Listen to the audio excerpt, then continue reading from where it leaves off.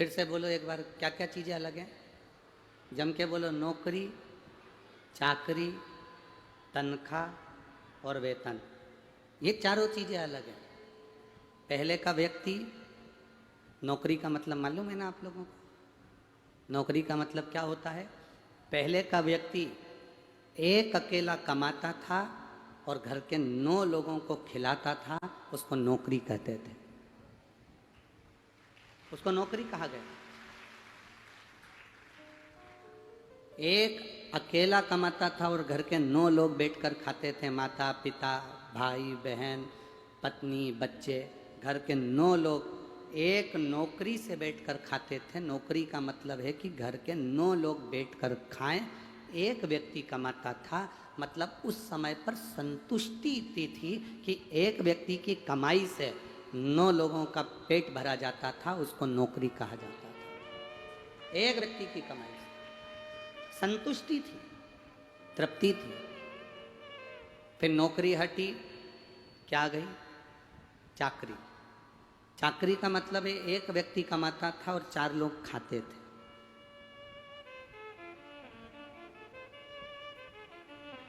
पत्नी, माता, पिता और स्वयं या एक बच्चा। चाकरी का मतलब है एक व्यक्ति कमाता था और 4 लोग खाते थे। फिर चाकरी भी चली गई, फिर क्या आ गई? तनख्वाह। तनख्वाह का मतलब है तनख्वाह। तनख्वाह का मतलब है कि अपनी कमाई से केवल अपना ही भरण पोषण कर पाओ। इस कलिकाल में उतना पैसा मिलता है जिससे एक तन खा सके, उसका नाम है तनख्वाह। उसका नाम है तनख्वाह। फिर चौथे नंबर पर आया वेतन। तनख्वाह भी चली गई, अब इतना मिलता है कि वेतन, मतलब ये तन भी अच्छे से खा ना पाए, उसको वेतन कहा गया कि दूसरा खा सके पर स्वयं ना खा सके। जरा विचार करना, हम इस कलिकाल में रह रहे हैं। नौकरी, चाकरी, तनख्वाह, वेतन, ये सब जाते चले गए और घर में 10 लोग मिल के कमा रहे हैं तो भी घर का गुजारा नहीं हो पा रहा। समझ लेना कि कलयुग कैसा घोर आ गया कि पहले एक कमाता था, 9 खाते थे, आज पूरा घर कमाता है तो भी घर में सुख नहीं है। पूरा घर कमा रहा है तो भी घर के अंदर सुख नहीं है। पूरा घर कमा रहा है तो भी घर में सुख की अनुभूति नहीं है। शिव कथा कहती है, हम जो बाबा से कहते हैं बाबा सुनता है। एक पत्र आया है, देखिए, बड़ा सुंदर भाव व्यक्त किया उसमें।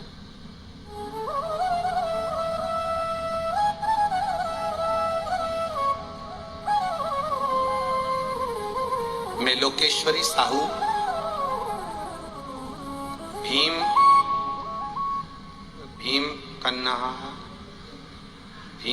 कन्हा बालोद छत्तीसगढ़ से आए। भीम कन्हार है कि और कुछ है? कन्हार। तुम समझ गए ना, बस बाकी का ठीक है। तुम लोगों को समझ में आना चाहिए हो। मैं लोकेश्वरी साहू, भीम कन्हार, बालोद छत्तीसगढ़ से आई हूँ। कहीं बैठी हैं? हाथ हिला सकती हैं। लोकेश्वरी साहू कहीं बैठी हो तो हाथ हिला सकती। इस पंडाल में है क्या? अच्छा, कैमरे वाले उनको कैच करें। हाथ हिलाओ। लोकेश्वरी साहू, भीम कन्हार, जिससे टीवी पर आप दिख जाओ और एलईडी में भी आप दिख जाए। हमें तो नजर नहीं आ रही हो। हाँ, उधर है, दिख गई? वो सामने उधर बैठी है। ठीक से एक बार हाथ हिला दो वापिस। लोकेश्वरी साहू, भीम कन्हार, बालोद छत्तीसगढ़ से आई गुरुदेव। मैंने राज्य सेवा परीक्षा छत्तीसगढ़ का 4 मेंस और एक बार इंटरव्यू दे चुकी थी, लेकिन मेरा सिलेक्शन नहीं हुआ। फिर मैंने वापिस इंटरव्यू दिया, उसमें भी नहीं हुआ। 2-3 बार प्रयास करा, तब नहीं हुआ। किसी ने कहा एक बार सीहोर चलो, कुबेरेश्वर धाम चलते हैं, वहां पर कंकर शंकर रखकर पूजन कर कर आएंगे, बाबा को विनती कर कर आएंगे, बाबा जरूर सुनेगा। और जब कंकर शंकर की भूमि से कार्य पूर्ण हो तो एक बार शिव पुराण की कथा कहीं पंडाल में बैठकर जरूर सुनना। बाबा 4 जुलाई 2023 को कुबेरेश्वर धाम गई, बाबा को बोल कर आई और बाबा से कह कर आई, बाबा मैंने इंटरव्यू तो बहुत दिए पर मेरा सिलेक्शन गवर्नमेंट में नहीं हो रहा। तब मैंने CGPC PSC 2022 का फिर एग्जाम दिया और बाबा को विनती करा। बाबा ने ऐसी कृपा करी गुरुदेव, छत्तीसगढ़ राज्य के अधीस्थ लेखा सेवा अधिकारी के पद पर बाबा ने मुझे चुन लिया और मैं यहाँ नौकरी करने लगा। छत्तीसगढ़ राज्य अधीनस्थ लेखा सेवा अधिकारी के पद पर बाबा ने मुझे नौकरी दी। मैं बाबा को यहाँ प्रणाम करने आई हूँ, बाबा को नमन करने आई हूँ। गुरुदेव एक बात कहना चाहती हूँ, आप कहते हो ना कि पंडाल में बैठकर जो मांगा जाता है वो देता है। गुरुजी ये बिल्कुल सत्य है। आप जब श्री शिवाय नमस्तुभ्यम कहते हो और बाबा से कहते हो दुख काटना, तब हम अपने दिल से प्रार्थना करते हैं तो बाबा उसको सुनता है। ये शिव तत्व है।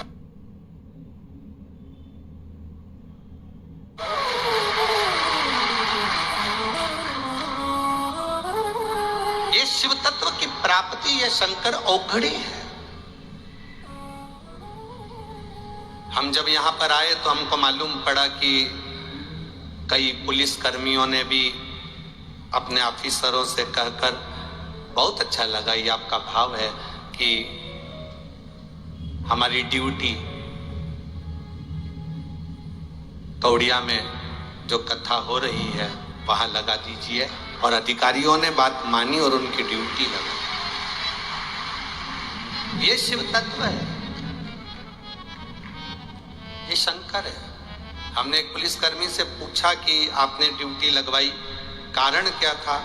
तो कहा गुरुजी बस बता नहीं सकते, एक जगह ड्यूटी करी थी और वहां बाबा से प्रार्थना कर कर आए थे, बाबा ने मेरे को 1.5 महीने में वो दे दिया, इसलिए हमने ऑफिसर से कहकर हमारी ड्यूटी कौड़िया लगवाई। शिव तत्व इसी को कहते हैं।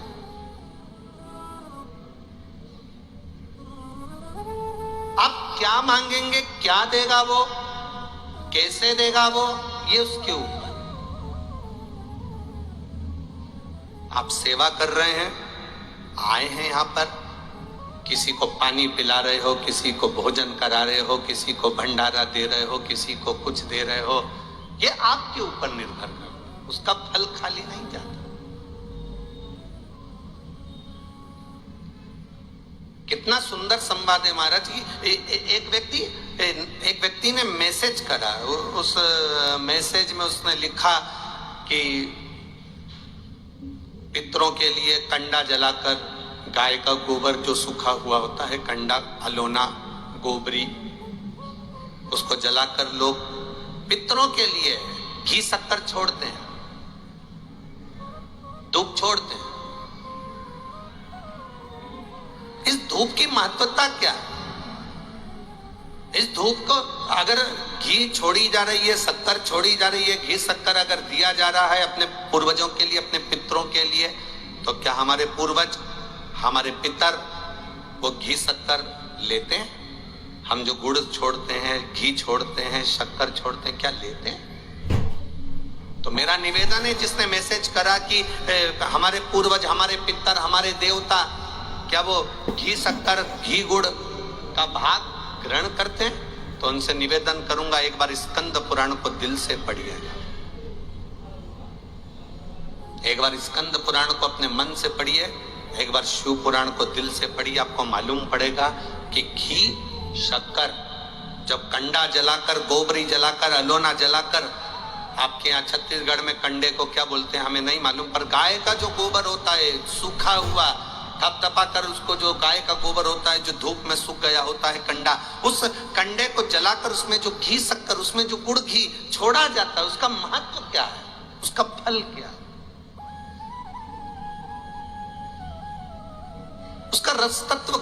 ये गौ पितर शिव महापुराण की कथा कह रहे हैं। आज के लोग हंसते हैं, क्या ऐसा हो सकता है? क्या आज के जमाने में ऐसा होता है? क्यों नहीं होता? शिव महापुराण की कथा को उठाकर देखिए। जिस समय पर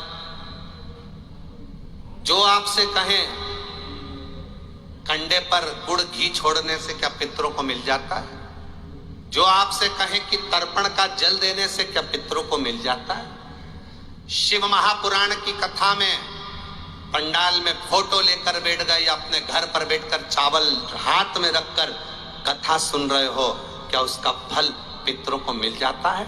उनके लिए ये गो पितर शिव महापुराण की कथा कहती है। जरा ध्यान लगाकर सुनना। राजा सगर जो सूर्य वंश की पता कर रहे हैं, भगवान राम के जो वंशज रहे राजा सगर, राजा सगर ने एक यज्ञ करा जिसका नाम था अश्वमेध यज्ञ।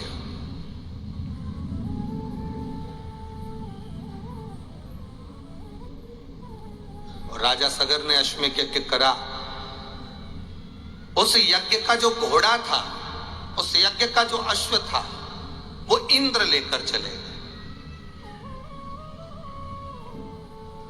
अब राजा सगर ने वो घोड़े को ढूंढना चाहा, नहीं मिला।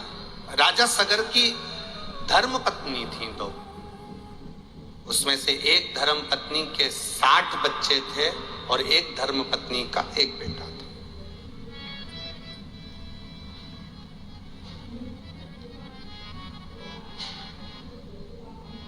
जब अश्व को ढूंढा गया, घोड़े को जब ढूंढने के लिए गए, अश्व मिलता नहीं। और अश्वमेध यज्ञ का जब तक अश्व नहीं होगा तब तक उस यज्ञ की कोई प्रधानता नहीं है।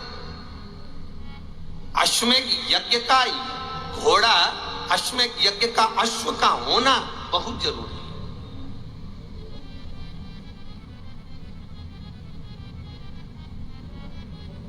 अश्वमेध यज्ञ का अगर अश्व नहीं है तो उस यज्ञ को प्रबल नहीं माना गया, उस यज्ञ को खंडित माना गया। अब घोड़ा ढूंढो। यह अश्वमेध यज्ञ भगवान राम ने भी करा था, यह अश्वमेध यज्ञ राजा बलि ने भी करा था, यह अश्वमेध यज्ञ भगवान कृष्ण ने भी करवाया था। अब अश्वमेध यज्ञ का अश्व नहीं मिल रहा। राजा सगर को नहीं मालूम कि इंद्र ने इसको चुरा लिया। कहीं इंद्र को लगा कि राजा सगर इंद्र की सत्ता को प्राप्त ना कर ले, इंद्र के वैभव को प्राप्त ना कर ले, इंद्र की गादी प्राप्त ना कर ले।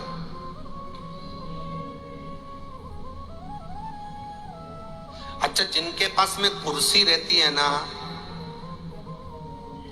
जो कुर्सी पर बैठे रहते हैं, जिनके पास कुर्सी रहती है, इनको कुर्सी जाने की चिंता ज्यादा रहती है। अभी विधानसभा के चुनाव चल रहे हैं, फिर संसदीय चुनाव आ जाएंगे, लोकसभा के चुनाव आ जाएंगे। तुम देखना, जिनके पास कुर्सी है ना, उनको बड़ा टेंशन। रात रात की नींद चली गई बाबड़ों की, आधी आधी रात को नींद नहीं आ रही होगी, कुर्सी भी सपने में दिख रही होगी, कहीं चली ना जाए, कहीं चली ना जाए। बहुत चिंता, बहुत टेंशन, बहुत चिंता। जो जमीन पर बैठता है उसको टेंशन नहीं रहती, पर जो कुर्सी पर बैठता है उसको टेंशन रहती है।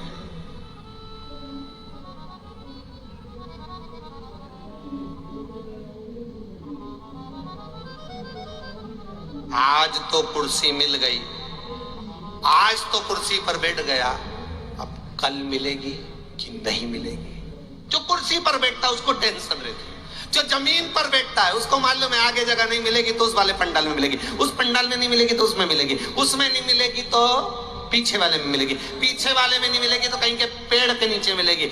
जमीन पर बैठने वाले को टेंशन रत्ती भर का नहीं होता। उसको मालूम है कहीं पर भी जाएंगे अपनी दरी बिछाएंगे, अपना आसन लगाएंगे, एक चादर साथ में, दो डंडे लगाए, आराम से बैठ जाएंगे। दो चार को और बुला लेंगे, आ जाओ साहब, बैठ जाओ साहब, आ जाओ, बैठो। अभी हम आ रहे थे तो हमने देखा यहाँ पे एक ट्राली खड़ी है। अभी हम आ रहे थे तो हमने देखा यहाँ साइड में एक ट्राली खड़ी है। उस ट्राली पे उनने 4 डंडे लगा लिए, 4 डंडे लगा के उनने तिरपाल लगा ली, सब उस पे बैठे थे। तो हमने हमारे साथ में जो आ रहे थे उनसे पूछा, क्यों रे साहू जी ये ट्राली इन्होंने लगाई? तो क्या गुरुजी कथा सुनने के लिए? हमने कथा सुनने के लिए प्रसाद मरसाद बांट? ना ना, जगह नहीं मिलती तो सबने अपनी अपनी ट्राली में 4 डंडे फंसाकर अपने अपने परिवार वालों को लेके बैठ कर कथा सुन।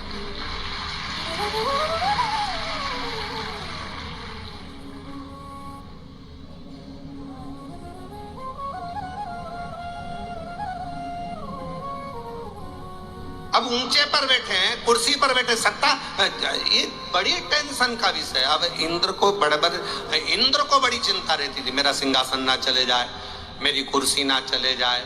राजा सगर ने अश्वमेध यज्ञ करा है, उस यज्ञ से राजा सगर मेरी कुर्सी को ना ले ले, मेरे सिंहासन को ना ले। जिसके पास कुर्सी रहती है टेंशन उसी को रहता है।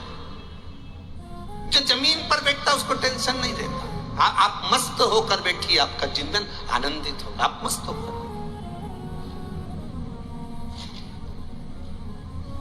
आपकी जिंदगी सार्थक।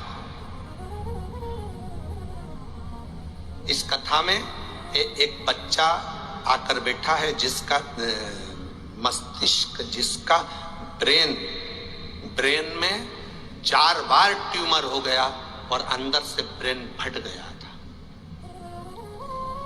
छोटा सा एक बच्चा है।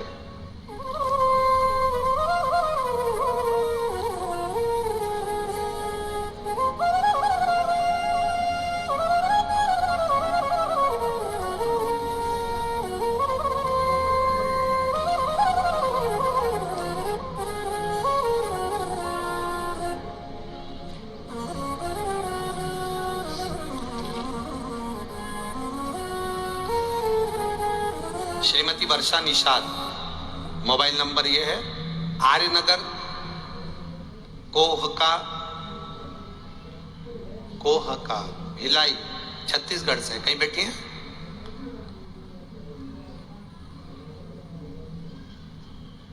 कोहका भिलाई छत्तीसगढ़ से कहीं बैठी हो तो हाथ हिला सकती हैं। गुरुदेव, मेरी भतीजी खुशी निषाद जो कि 3.5 साल की है, दल्ली राजरा जिला बालोद की निवासी है। 15 अगस्त को उसकी तबीयत खराब हुई और उसको हॉस्पिटल ले गए। जांच प्रारंभ हुई तब 19 अगस्त के दिन बताया गया कि इसके ब्रेन में 4 से 5 जगह ट्यूमर होकर भ्रष्ट हो गया है और ब्रेन काम करना बंद कर दिया। आईसीयू में कोमा में डाल दिया गया उसको, वेंटिलेटर पर। एमआरआई यहाँ होती रही। डॉक्टर ने कह दिया कि इसका ब्रेन ट्यूमर ब्लास्ट हो चुका है और बड़ा मुश्किल इसका सफर। फिर भी अगर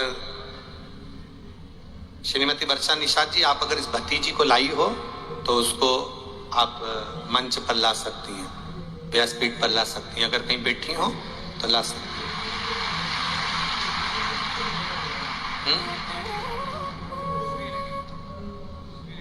अच्छा, दूसरी लेडी, हाथ हिलाओ एक बार। भतीजी आइए साथ में। ला रहे हैं क्या? हाँ, ले आओ, ले आओ।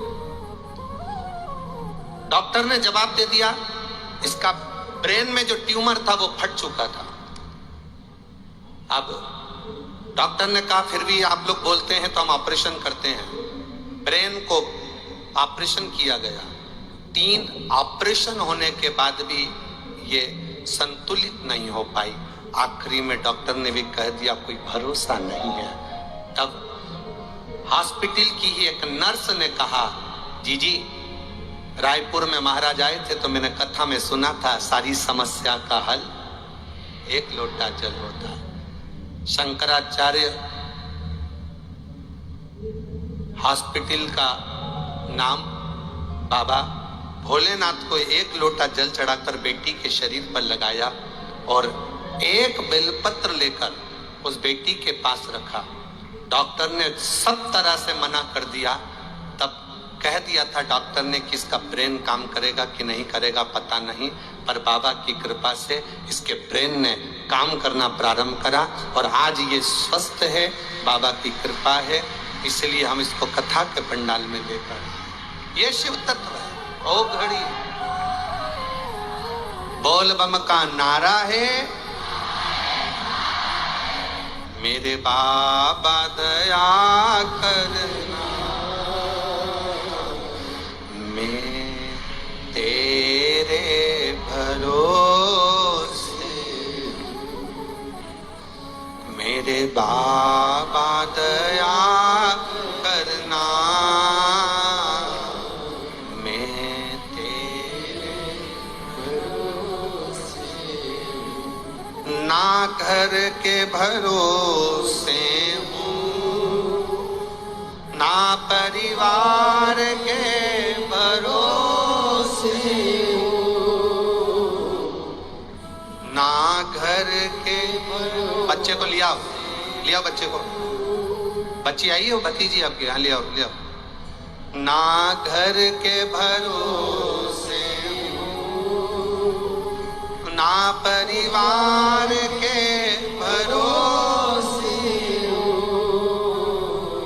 मेरे बाबा दया करना, मैं तेरे भरोसे, मेरे बाबा दया करना,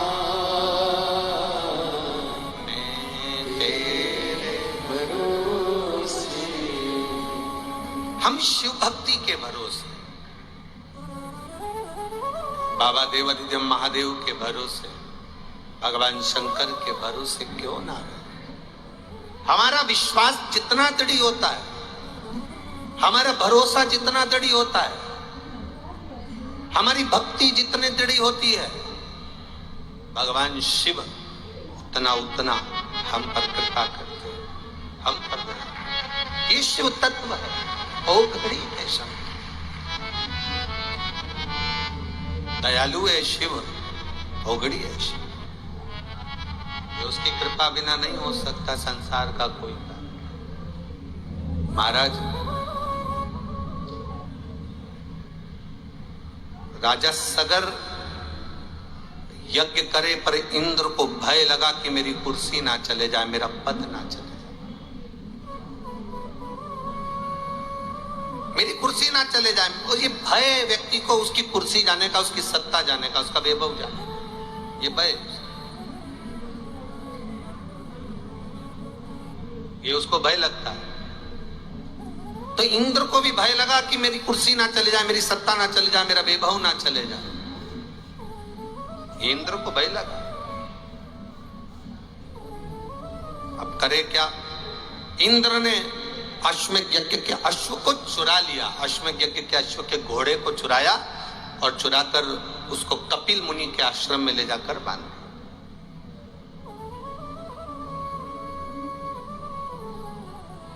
जब कपिल मुनि के आश्रम में ले जाकर बांधा, कपिल मुनि के आश्रम में जब उसको बांधा गया, तब राजा सगर ने मन में सोचा कि भाई कपिल मुनि के आश्रम में ये घोड़ा, राजा सगर को लगा कि उस घोड़े को ढूंढना जरूरी है। उन्होंने अपने 60,000 बेटों को बुलाया और 60,000 बेटों से कहा, जाओ जाकर जरा इस पुत्र को, मैं वो घोड़ा जो घूमा हुआ है, अपने पुत्रों को बुलाकर कहा कि उस घोड़े को ढूंढ कर लेकर आओ, जाओ जरा जाओ। अब घोड़ा ढूंढने के लिए गए। जब घोड़ा ढूंढने के लिए गए तो घोड़ा मिला नहीं। ढूंढते ढूंढते राजा सगर के 60,000 बेटों को मालूम पड़ा कि जो घोड़ा है वो कपिल मुनि के आश्रम में बंधा हुआ है, कपिल मुनि के आश्रम में बंधा। वो घोड़ा कपिल मुनि के आश्रम में बंधा है। ये उनके स्मरण में आ गया, ये उनकी भक्ति स्मरण चित्त में आया। अब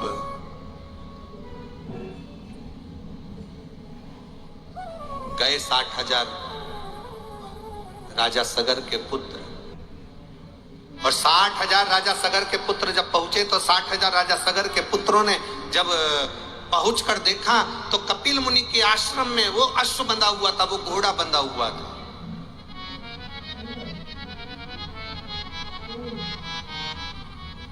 राजा सगर के 60,000 बेटों ने कह दिया ये कपिल मुनि तो चोर है। उनको नहीं मालूम कि इंद्र ने घोड़ा उठाकर राजा कपिल मुनि के आश्रम में इंद्र बांध कर आ गए। ये उनको भान नहीं हुआ, उनके स्मरण में नहीं आया, उनके चित्त में नहीं आया, उनकी वृत्ति में नहीं आया। उनके मन में ये भाव नहीं आया। जो लोग कहते हैं गाय के गोबर के कंडे पर धूप छोड़ने से घी गुड़ शक्कर घी छोड़ने से क्या पितरों को मिलता है, वो इस कथा को बड़े ध्यान से सुनना। पितृपक्ष के अवसर पर जितने लोग आस्था चैनल पर कथा सुन रहे हैं, जितने लोग फेसबुक यूट्यूब पर कथा सुन रहे हैं, गो पितर शिव महापुराण की कथा ये कौड़िया में हो रही है, इसको जरा ध्यान लगाकर सुनना, चित्त में बिठाकर सुनना कि धूप छोड़ने का फल क्या है। धूप छोड़ने का फल क्या होता है वो थोड़ा ध्यान लगा, क्या प्राप्त होता है। क्या 60,000 राजा के पुत्रों ने जाकर देखा तो घोड़ा जो था वो कपिल मुनि के आश्रम में बंधा था। सबने कहा यहाँ कपिल मुनि का आश्रम में चले जाओ चले जाओ, पर जब व्यक्ति के भीतर अहम उत्पन्न हो जाता है, अरे कपिल मुनि होंगे अपनी जगह पर, ऋषिवर होंगे अपनी जगह पर, एक गुरु का ये काम होता है घोड़े को चुरा लेना, एक गुरु का ये काम है कि अश्व को चुरा लेना, ये अच्छी बात नहीं है, ये श्रेष्ठता नहीं। अब लोगों को देखो, कोई झूठा इल्जाम लगाए, कोई झूठ बोलकर अगर इल्जाम लगाता है, झूठा इल्जाम लगाता है, तो उसमें फल कहां मिल पाता है। लगाया गया झूठा इल्जाम, कपिल मुनि के नेत्र खुले और 60,000 राजा सगर के 60,000 पुत्र एक दृष्टि से जलकर भस्म हो गए। एक दृष्टि से जलकर भस्म।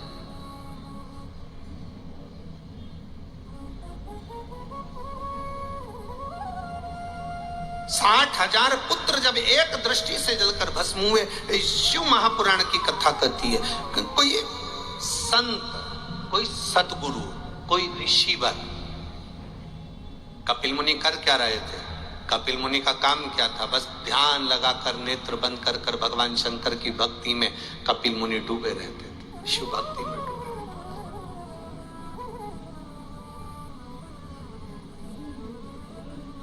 ओम नमः शिवाय, ओम नमः शिवाय, ओम नमः शिवाय, ओम नमः शिवाय।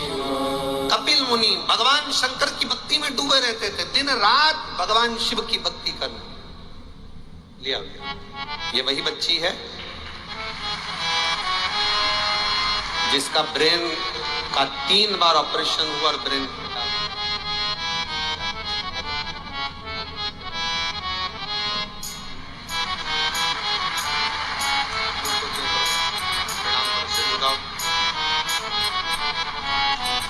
आप देखेंगे कि पूरा सिर इसका चारों तरफ से फटा हुआ है, जिसके टांके टांके लगे हुए हैं, जिसका 3 बार ऑपरेशन हुआ और डॉक्टर ने कहा था ये अपने दिमाग का प्रयोग नहीं कर सकते, ये दिमाग से प्रयोग नहीं कर सकते। अब इस बेटी को प्रणाम करो बाबू, दिमाग काम कर रहा है। क्या नाम है आपका? खुशी। मम्मी का नाम क्या है? पापा का नाम क्या है? बहुत बहुत साधुवाद है, शिव कृपा।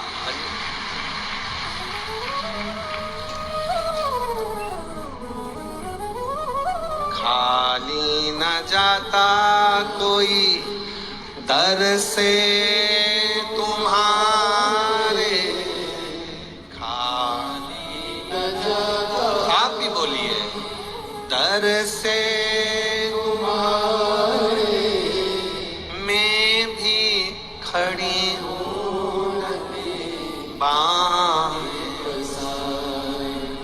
अपने हृदय से लगा लो, गिरा जा रहा हूँ, उठा लो, शिव तत्व इसी को कहते हैं।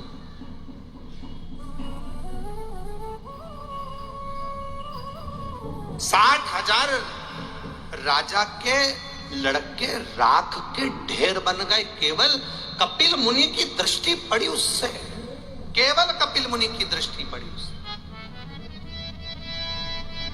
60,000 राख के ढेर बने। एक गुरु की दृष्टि क्या होती है? सतगुरु के नेत्र की दृष्टि क्या होती है? ए भाई,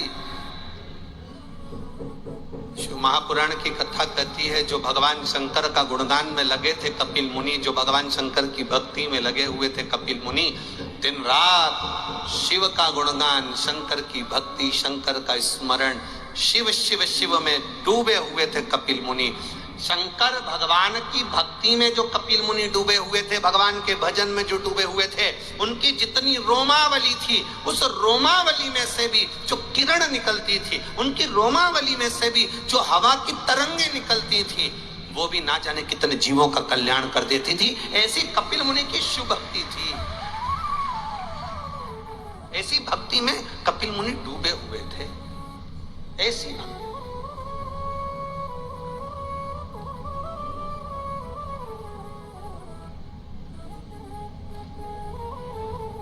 एक बात आप लोगों के बीच में पहले कथा में कही, आज फिर कह रहा है, जितने लोग शिव महापुराण की कथा पंडाल में बैठकर सुनकर अपने अपने घर के लिए जाते हैं, रास्ते में जितने भी लोग उस व्यक्ति के मुख का दर्शन कर लेते हैं, तो भी उनकी 71 पीढ़ी तर जाती है, केवल शिव पुराण सुनकर जाने वाले जीव का मात्र दर्शन मात्र से, केवल दर्शन मात्र से।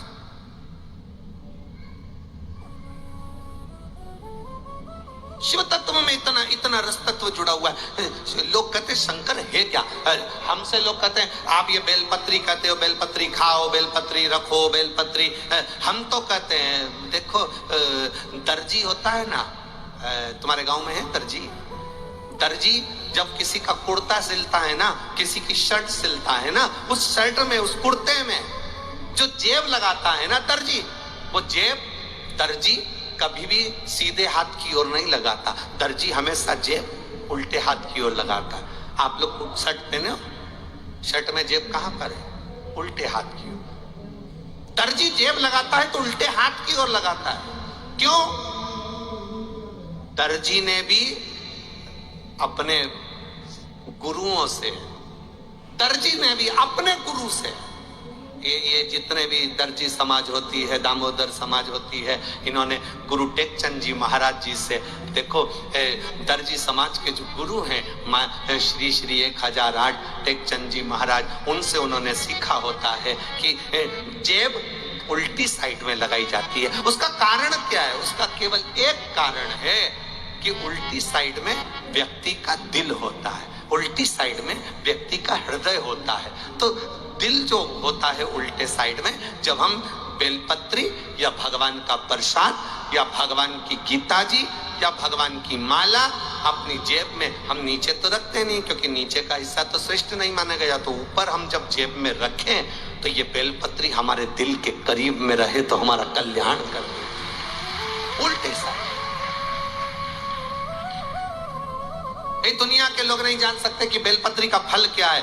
क्यों? हमारे गुरुवर, हमारे गुरुजन, हमारे संत, हमारे साधु, हमारे सन्यासी, हमारे तपस्वी, साधक, उपासक क्यों इसकी महत्वता इतना बताते हैं? उसका कारण क्या?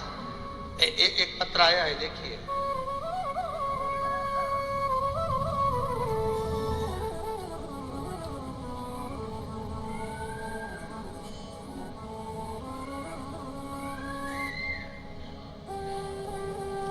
एक यहाँ लड़का बैठा होगा, कोई बेटा यहाँ पर बैठा है जिसको एक बीमारी हो गई थी, जिसके कारण लड़के के कमर से लेके नीचे का हिस्सा शून्य हो गया था, जीरो, जिसमें वो चल नहीं सकता था। उसको गोदी में उठा कर ले जाया जाता और उसको गोदी में लेकर आते हैं, गोदी में लेकर जाते हैं। कहीं बैठा हो, हम पत्र ढूंढे उससे पहले। अगर वो श्रीमती रंगीना गोस्वामी, प्रदीप गोस्वामी, गेवरा बस्ती, कुसमुंडा, जिला कोरबा, कहीं बैठे हैं? दिख गए क्या? आप ही हैं? वो बेटा आया है 17 साल का आपके साथ, जो पांव से चल नहीं सकता था, जिसको गोदी से उठाकर रखते थे, आया है? हाथ हिलाओ बेटा आप भी। ये वो बेटा है जो 17 साल तक अपनी गोदी में उठाकर चलता था, जिसका शून्य शरीर, नीचे से कमर से नीचे शून्य था, जिसका पांव काम करना बंद कर दिया था, तो गोदी में लेकर इसको जाते थे। बेटा चलकर आ सकते हो? आइए जरा। जिसको गोदी में लेकर चला जाता था, गोदी में उठाकर रखते थे, गोदी से काम करते थे, ये वही बेटा है जो आज चलकर शिव महापुराण की कथा में पहुंचा है। जिसका शरीर शून्य हो गया था, कमर से नीचे का भाग, पांव सब शून्य है, जीरो। डॉक्टर भी टेंशन में थे, ये बीमारी बड़ी विचित्र है, ये रोग बड़ा विचित्र। शंभु शिव तत्व। एक मेरा बेटा 17 साल का है, गुरुदेव, जब ये खेल रहा था बाल्यावस्था में, तो इसके गिरने के कारण एक बीमारी इसके शरीर में, एक के पांव शून्य हो गए थे, चल नहीं पाता था, बिस्तर में पड़ा रहता था। आप लोग इसको टीवी पर पढ़ सकते हो। बिस्तर में पड़ा रहता था, गोदी में उठाकर लाना ले जाना पड़ता था। कोरबा के डॉक्टरों को, रायपुर के डॉक्टरों को, सब दूर इसका इलाज चला, पर इसका कोई निदान नहीं निकला। तब किसी ने कहा सारी समस्या का हल, गुरुदेव, इसको बेंगलोर, दिल्ली, बिलासपुर, यहाँ लिखा है, आप लेटर में पढ़ सकते हो, बेंगलोर, दिल्ली, बिलासपुर, सभी जगह दिखाया गया, पर इसका कोई निदान नहीं निकला। तब किसी ने कहा शंकर जी पे जल चढ़ाओ, एक बेलपत्री इसको रोज खिलाओ। बाबा की कथा कहीं हो और कहीं ऐसा योग लग जाए, कुबेरेश्वर धाम की कथा, शिव महापुराण की कथा कहीं मिल जाए, तो इस बच्चे को टीवी पर सुनाओ। बच्चे को टीवी पर सुनाया, सीहोर गए, वहां से रुद्राक्ष लाए, उसका पानी तांबे के कलश में उस रुद्राक्ष को गलाकर पानी शिवजी को चढ़ाकर इसको दिया। आज मेरा बेटा चलने लगा, इसलिए मैं बाबा के धाम में या कथा में लेकर। शिव तत्व है यह। बेंगलोर, दिल्ली, बिलासपुर, रायपुर, सारे हॉस्पिटल में इस बेटे को दिखा चुके थे, पर इसका कोई निदान नहीं था, क्योंकि शरीर नीचे से पूरा शून्य हो चुका था, शरीर काम नहीं करता था, इसको लेकर गोदी में चलना पड़ता था। महाराज, शिव तत्व, एक बेलपत्री का आनंद क्या है, एक बेलपत्री का सुख क्या है, एक बेलपत्री का रस तत्व क्या है। आपसे लोग कहेंगे, अरे क्यों रे कौड़िया वालों, लोग तुमसे कहेंगे क्यों, क्या शिव महापुराण में क्या रखा है, शिव पुराण के अंदर क्या है। हम तो कहेंगे प्रदीप साहू, काशीनाथ साहू, आप लोगों से लोग पूछेंगे कि आप कथा करवा रहे हो शिव महापुराण में, ऐसा क्या है, शंकर की कथा में ऐसा क्या है, तब आप उसको कह सकते हो, तब आप उसको वर्णन कर सकते हो, तब आप बोल सकते हो कि शिव महापुराण की कथा, शिव महापुराण की कथा शिव पुराण की कथा नहीं है। आप कह सकते हो ये शिव पुराण नहीं, ये मेरा महादेव स्वयं आता है, स्वयं कृपा करता है, स्वयं कथा है। शिव तत्व, शंकर हो खड़े, साधारण नहीं। आप जब 7 दिन की पूरी शिव महापुराण की कथा आप टीवी पर, मोबाइल पर श्रवण करेंगे तब मालूम पड़ेगा कि 7 दिन के बाद आपको 3 महीने में कि बाबा क्या दे।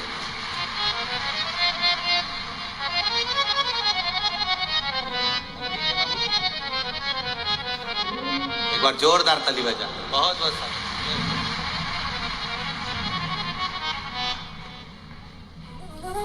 चलते बन रहा है पूरा पूरा बस बाबा के पेट। जिसका पूरा शरीर शून्य था, डॉक्टर बेंगलोर दिल्ली सब दूर के हार गए थे, पर एक बेलपत्र और 1 लोटा जल और रुद्राक्ष का जल शिव तत्व देता। कितनी प्रसन्नता होती है जिसको गोदी में लेकर चलते हो और वो पैदल चलकर आए, इससे बढ़कर दुनिया का कोई खुशी नहीं, कोई सुख। अरे लुटा दिया भंडार का, कर दिया माला, लुटा दिया भंडार का, कर दिया माला। शिव तत्व की प्राप्ति, शंकर ओघड़ी की प्राप्ति। राजा सगर के 60,000 पुत्र कपिल मुनि की दृष्टि द्वारा, कपिल मुनि के नेत्र द्वारा जलकर भस्म हो गए। जो शंकर की भक्ति में डूबा हुआ हो, शिव के भजन में लगा हुआ हो, हम तो यहाँ तक कहेंगे तुम्हारे गांव में, नगर में कोई शंकर के मंदिर में 1 लोटा जल चढ़ा रहा हो, कभी भी उसके लिए अपने बुरे विचार मत लाना, कभी उसके लिए गलत मत बोलना, कभी उसको ताना मत देना, कभी अपशब्द मत कहना, क्योंकि उसका जवाब वो खुद नहीं देता, उसका जवाब महादेव देता है। वो देगा, कोई दूसरा देगा। वो मेरा शंकर का भक्त कभी जवाब नहीं देता। शंकर के भक्त का जवाब शंकर स्वयं देता, शिव स्वयं देते। 60,000 राख के ढेर बन गए, समाप्त। 60,000 बेटे राजा सगर के वापिस नहीं आए। गोपितर शिव महापुराण की कथा कौड़िया से कह रही है, 60,000 राख के ढेर बन गए, वापिस नहीं आए। तो पिता राजा सगर को चिंता लगी।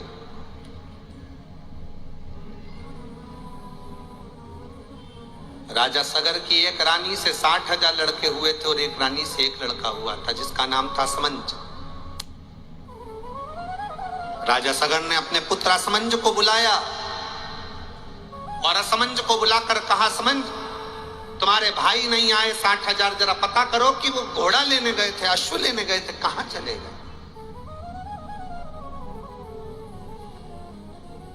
जाओ जरा पता करो तुम्हारा भाई कहां गए। 60,000 मेरे पुत्र गए थे, 60,000 की 60,000, एक तो वापिस आता पर कोई नहीं आया। जरा पता करो असमंज तुम्हारे भाई गए कहां हैं? राजा सगर ने अपनी दूसरी पत्नी के पुत्र को असमंज को भेज दिया। असमंज ढूंढने के लिए गए, ढूंढ ढूंढ कर राजा असमंज थक गए, पर 60,000 भाइयों का पता नहीं पड़ा। अब भाई जीवित हो तो मालूम पड़े, भाई जिंदा हो तो मालूम पड़े। अब राख के ढेर से कौन पहचानेगा कि इसमें 60,000 है? कोई ऐसे मुट्ठा भर भर के राख का ढेर लगा दे और कह दे तुम्हारे भाई हैं, तो कौन मानेगा इसको?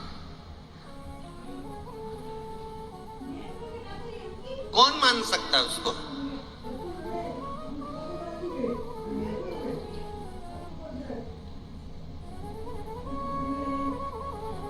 असमंज की आंख में जल भर गए, रोने लगे। कई लोग कथा में आते हैं, उनकी आंखों में भी पानी रहता है। जब वो शिव महापुराण की कथा सुनते हैं तो कभी कभी उनकी आंख में आंसू आ जाते हैं। बाबा, ओ मेरे भोले बाबा, कब सुनोगे? छत्तीसगढ़ में जब जब कथा होती है मैं अपना बैग लेकर अपना दरी लेकर पहुंचती हूँ बाबा, झोली पसार कर आपसे विनती करती हूँ बाबा, कोई गलती हुई हो क्षमा करो ना बाबा, मेरी भी झोली खुशियों से भरो ना बाबा। बाबा, ओ बाबा, ओ गढ़ रानी, त्रिकालदर्शी कैलाशी अविनाशी शिव, कब सुनोगे, कब सुनोगे? कई नवयुवक बेटा बेटियां कथा को सुनने के लिए आते हैं तो वास लेकर आते हैं, हम भी मेहनत करें, हमारी भी नौकरी लगे, हमारी भी जॉब लगे, सरकारी नौकरी हमारी भी लगे, अच्छी जॉब हमारी भी लगे। बेटे बेटियां आते हैं, कथा में बैठते हैं, सेवा करते हैं। मेरा उन बेटा बेटियों से निवेदन है, तुम सेवा करो, काम करो, पर जिस समय पर श्री शिवाय नमस्तुभ्यम बोला जाए और बाबा से विनय करा जाए, उस समय 2 क्षण बैठकर उससे अपने दिल की बात जरूर कहो, बाबा मैं बड़ी आस लेकर तेरी कथा में पहुंची, बड़े विश्वास के साथ। तो मेरे आस और विश्वास को तोड़ना नहीं, छोड़ना नहीं।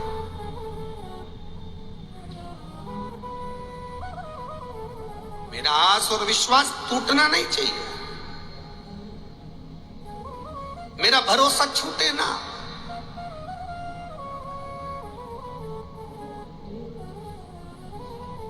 भोले बाबा दया करना। आप भी बोलो, जिनको आता है वो बिल्कुल खुलकर बोलना चाहिए, दबकर नहीं। डर किस बात का? हम हमारे पिता के घर में आए हैं, हमारा शंभू हमारा पिता है, मेरा भोलेनाथ मेरा पिता। मैं मेरे शिव महापुराण की कथा में नहीं, मैं मेरे मायके में आई हूं कथा को सुनने के।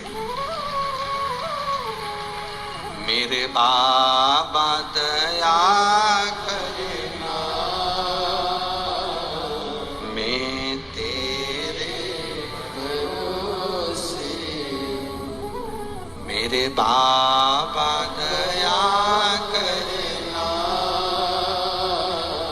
मैं तेरे भरोसे। ना घर के भरोसे ना परिवार के भरोसे, मेरे बाबा दया करना, मैं तेरे भरोसे। भगवान शिव से अपने दिल की बात को सुनता है।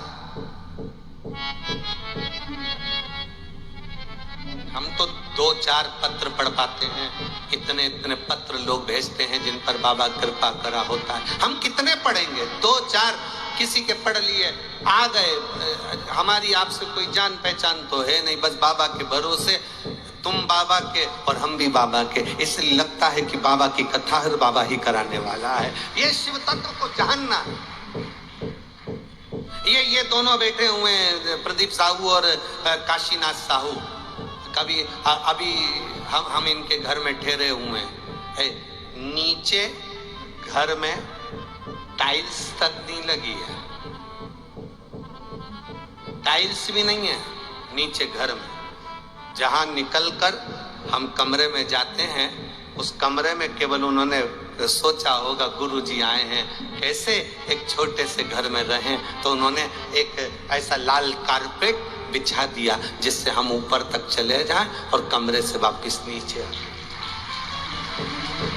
लोग कहते हैं गुरुजी करोड़पति की कथा करते हैं, मंत्रियों की कथा करते हैं, विधायकों की कथा करते हैं, सांसदों की कथा करते हैं। हम उनसे कहते हैं थोड़े दिन में विधायक के चुनाव भी हो जाएंगे, सांसद के चुनाव भी हो जाएंगे, और चुनाव के साथ में आचार संहिता भी चलती रहेगी, तो भी बाबा की कथा बंद नहीं होती, चलती रहती है। कथा, जिसके पास करोड़ों का धन होता है उसके पास कथा कराने का मन नहीं होता, कथा कराने का मन तो गरीब के पास होता। किस फैक्ट्री वाले को फुर्सत है कथा कराएगा? अरे बोलो तो जम के। कौन से अरबपति को फुर्सत है कि जो कथा कराएगा? कथा तो जिसके हृदय में शंकर बैठ जाता है, एक बार दिल में शिव आ गया, बस उसके अंदर कथा समाहित हो जाती है। एक मटका आया होगा, देना जरा, एक पीछे मटका रखा इतना बड़ा, पत्र वाला मटका।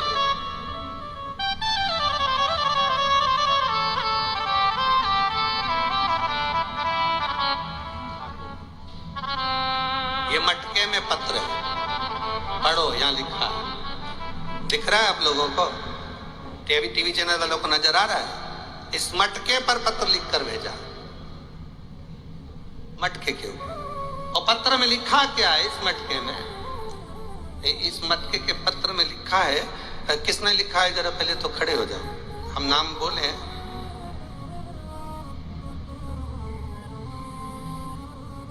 कोकिता सुखे, सुरेश,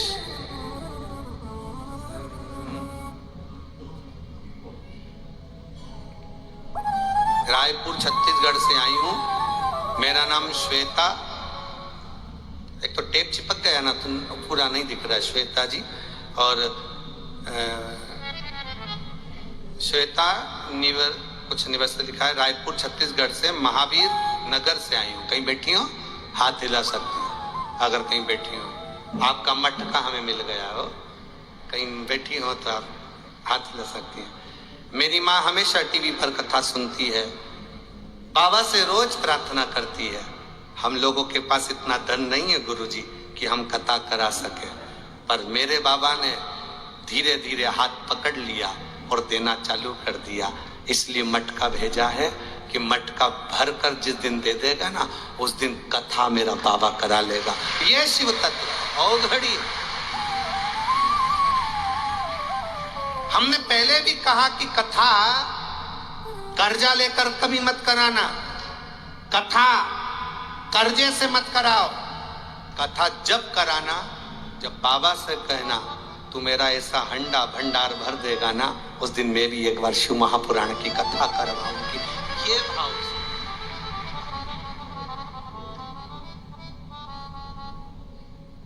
और ये मटका तो छोटा है मेरी जीजी, ये तो बहुत छोटा है, ये मटका तो बहुत छोटा है। देवता देते हैं पल्ला झाड़ कर, महादेव देता है छप्पर फाड़ कर। ये तो छोटा है, ये कहा है उसने? शिव तत्व।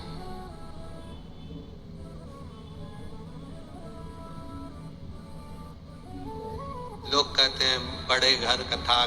अब ये गांव देखो, कौड़िया गांव, गांव के अंदर गांव, गांव के अंदर गांव, गांव के अंदर गांव। हमको जब रात को एयरपोर्ट से लेकर आ रहे थे तो हम इन लोगों से पूछ रहे थे कितनी दूर है? बस 50 किलोमीटर।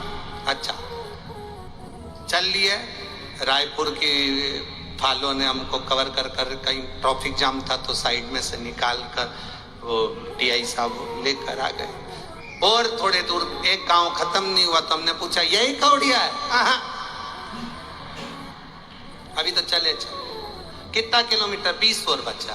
और फिर एक गांव आया, अच्छा बढ़िया जोरदार, उसमें बहुत सारी रौनक थी। हमने कहा यही होगा, हमने कहा यही गांव। अभी और चले। फिर आगे चलते चलते फिर थोड़ा सा कहीं का गांव निकला तो बताया कि तहसील कोई आई आजू बाजू में, कोई 5-7 किलोमीटर दूर, वो भी अच्छी चमक रही थी। तो हमने कहा ये गांव। और अब तो गाना याद आ रहा था, कौन दिशा में लेके चला रे बटुरिया, कौन दिशा में? तब कौड़िया पहुंचे। हमने देखा यहाँ तो बल्ब भी नहीं जल रहा था। हमने पूछा यही कौड़िया? हाँ। लाइट गई। हमने कहा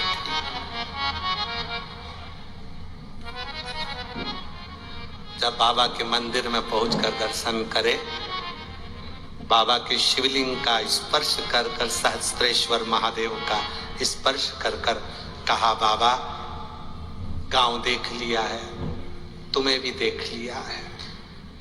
गांव छोटा है, तुम मोटा है। गांव छोटा है पर तू बड़ा मोटा है। जब इतनी दमदारी से तू बैठा है तो कथा भी दमदारी से ही होगी, ये पक्का।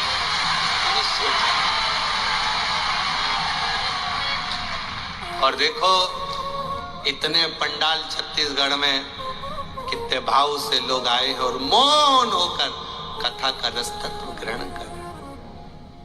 तो ये हंडा, ये मटका तो छोटा है रे बाबू, जब वो देगा ना कमी नहीं छोड़ेगा। क्या कमी छोड़ेगा?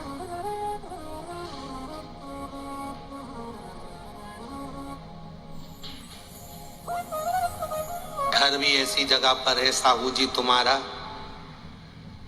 सुबह से उठकर बाहर नहीं निकल सकते। बाजू वालों के घर लगे हैं, वो सब तबेलू पे चढ़ के मोबाइल लेकर बैठे हैं।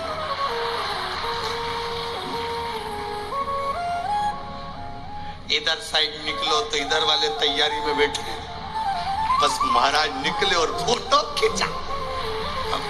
अब हम आशीष से बोले रहे, आशीष अब की कथा तो कौड़िया की जिंदगी भर न भूल पाएंगे का, अभी ना भूल रहे। शिव तत्व है, घड़ी है। मैं तो आस्था चैनल वालों से भी कहूंगा, मौका मिले तो कौड़िया गांव के घरों के एक आध बार वीडियो बनाकर जरूर दिखाना रे, कथा में जरूर दिखाना। शिव तत्व आनंद है।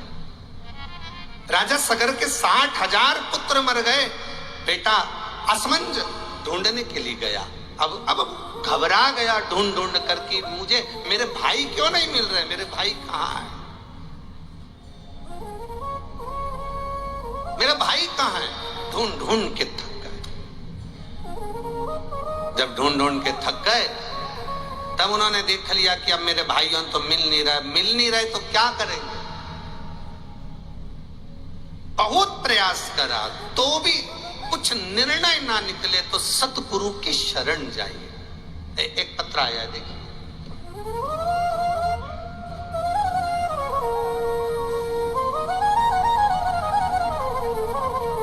मैं ममता साहू दुर्ग ओम नगर उरला दुर्ग छत्तीसगढ़ से आई हूं, कहीं बैठी हो हाथ हिला सकती है।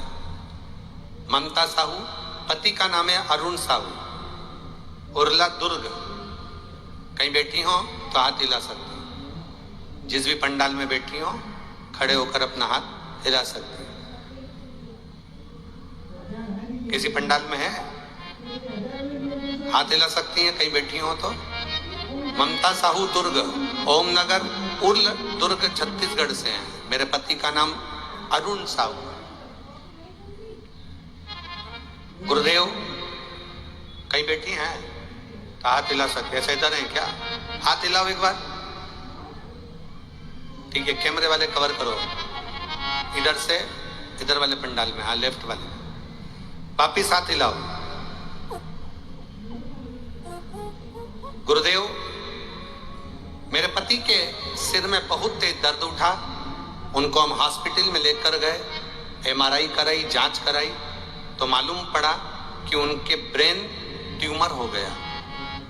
ट्यूमर हुआ और ट्यूमर भी ऐसी जगह पर है कि आंख के नजदीक है, जिसके कारण आंख की रोशनी धीरे धीरे जा रही और ट्यूमर अपना विकराल रूप ले रहा। गुरुदेव डॉक्टर ने कहा कि इसका एक ऑपरेशन होगा, उस ऑपरेशन में इस ट्यूमर को निकाला जाए।